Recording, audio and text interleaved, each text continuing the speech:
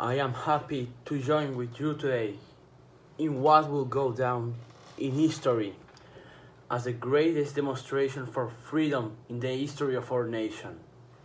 50 years ago, a great American, in whose symbolic shadow we stand today, signed the Emancipation Proclamation.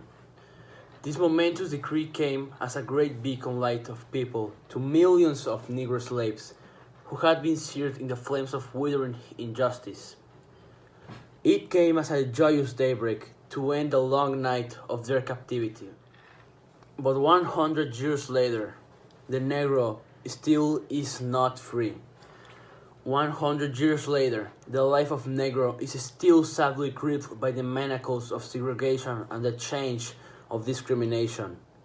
100 years later, the Negro lives on a lonely island of poverty in the midst of a vast ocean of material prosperity. 100 years later, the Negro is still languishing in the corners of American society and finds himself an exile in his own land. And so we have come here today to dramatize a shameful condition. In a sense, we have come to our nation's capital to cash a check.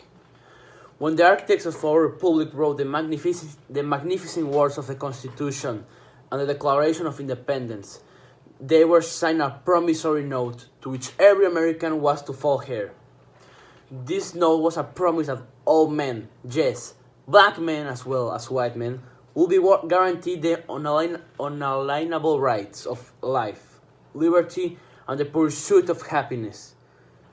It is obvious today that America has defaulted on this promissory note, insofar as her citizens of color are concerned. Instead of honoring this sacred obligation, America has given the Negro people a bad check, a check which has come back marked insufficient funds. But we refuse to believe that the Bank of Justice is bankrupt. We refuse to believe that there are insufficient funds in the great vaults of opportunity of this nation. And so we come to cash this check, a check that will give us upon demand the riches of freedom and the security of justice. We have also come to this hollow spot to remind America of the fierce urgency of now. This is not time to engage in the luxury of cooking off or to take the tranquilizing drug or gradualism. Now is the time to make real the promises of democracy. Now is the time to rise from the dark and desolate valley of segregation to the sunlit path of the racial justice. Now is the time to lift our nation from the quicksands of racial injustice to the solid rock of brotherhood. Now is the time to make justice a reality for all of God's children. It will be fatal for the nation to overlook the urgency of the moment. This sweltering summer of the Negro's legitimate discontent will not pass until there is an invigorating autumn of freedom and equality. 1963 is not an end, but a beginning. And those who hope that the Negro need to blow off steam and will now be content will have a rude awakening if the nation returns to business as usual. And there will be neither rest nor tranquility in America until the Negro is granted his citizenship rights. The whirlwinds of revolt will continue to shake the foundations of our nation until the bright day of justice emerges. But there is something I must say to my people, who stand on the warm threshold which leads into the palace of justice. In the process of gaining our rightful place, we must not be guilty of wrongful deeds. Let us not seek to satisfy our thirst for freedom by drinking from the cup of bitterness and hatred. We must forever conduct our struggle on the high plane of dignity and discipline. We must not allow our creative process to degenerate into physical violence. Again and again, we must rise to the majestic heights of meeting physical force with soul force. The marvelous new militancy which has engulfed the Negro community must not lead us to a distrust of all white people. For many of our white brothers, as evidenced by their presence here today, have come to realize that their destiny is tied up with our destiny, and they have come to realize that their freedom is inextricably bound to our freedom. We cannot walk alone, and as we walk, we must make the pledge that we shall always march ahead. We cannot turn back. There are those who are asking the devotees of civil rights, when will you be satisfied? We can never be satisfied as long as the Negro is the victim of the unspeakable horrors of police brutality. We can never be satisfied as long as our bodies, heavy with the fatigue of travel, cannot gain lodging in the motels of the highways and the hotels of the cities. We cannot be satisfied as long as the Negro's basic mobility is from a smaller ghetto to a larger one. We can never be satisfied as long as our children are stripped of their selfhood and robbed of their dignity by signs stating, "For whites only." We cannot be satisfied as long as Negro in Mississippi cannot vote and Negro in New York believes he has nothing for which to vote. No, we are not satisfied, and we will not be satisfied until justice rolls down like waters and righteousness like a mighty stream. I am not unmindful that some of you have come here out of great trials and tribulations.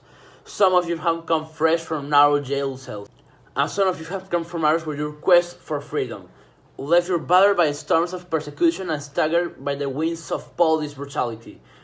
You have been the veterans of creating suffering. Continue to work with the faith that unearned suffering is redemptive. Go back to Mississippi. Go back to Alabama. Go back to South California. Go back to Georgia. Go back to Louisiana. Go back to the slums and ghettos of our northern cities, knowing that somehow this situation can and will be changed. Let us not wallow in the valley of despair. I say to you today, my friends, and so even though we face the difficulties of today and tomorrow, I still have a dream. It is a dream deeply rooted in the American dream.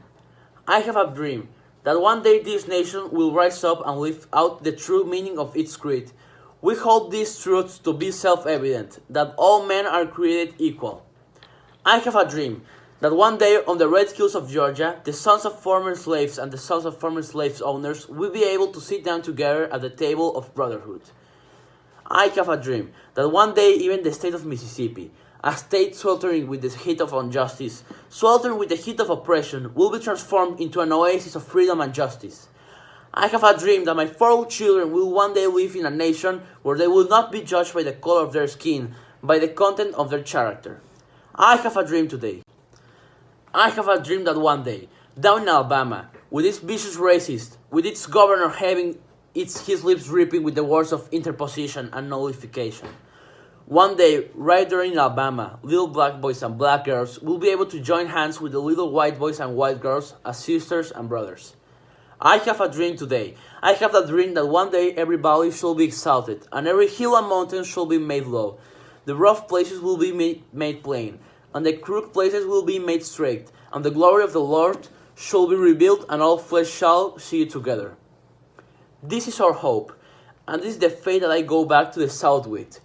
With this faith, we will be able to hew out of the mountain and despair a stone of hope.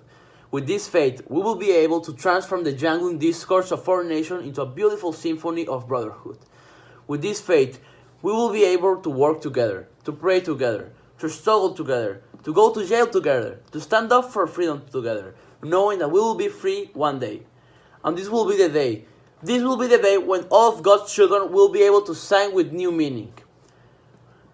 My country, 'tis of thee, sweet land of liberty, of thee I sing. Land where my fathers died, land of the pilgrim's pride. From every mountain side, let freedom ring. And if America is to be a great nation, this must become true. And so let freedom ring from the prodigious hilltops of New Hampshire. Let freedom ring from the mighty mountains of New York. Let freedom ring from the hiking Alleghenies of Pennsylvania. Let freedom ring from the snow-capped Rockies of Colorado. Let freedom ring from the curvaceous slopes of California. But not only that, let freedom ring from Stone Mountain of Georgia. Let freedom ring from Lookout Mountain of Tennessee. Let freedom ring from every hill and molehill of Mississippi. From every mountainside, let freedom ring. And when this happens, and when we allow freedom ring, when we let it ring from every village and every hamlet, from every state and every city, we will be able to speed up that day when all of God's children, black men and white men, Jews and Gentiles, Protestants and Catholics, will be able to join hands and sing in the words of the old Negro spiritual. Free at last, free at last. Thank God Almighty, we are free at last.